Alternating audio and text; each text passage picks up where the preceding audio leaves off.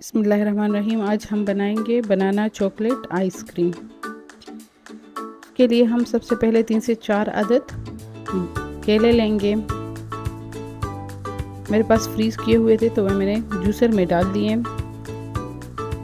Juicer کو 1 minute تک چلائیں گے۔ اس کے بعد اس میں کوکو پاؤڈر 2 کھانے کے چمچ 2 منٹ تک چلائیں گے۔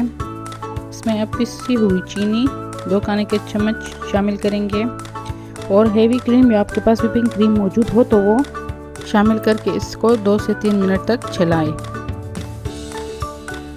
اب کوئی کسی بھی برتن میں اس کو کریم کو ڈال دیں اور اچھی طرح کور کر کے تقریباً 5 سے 6 گھنٹے تک فریزر میں رکھ دیں۔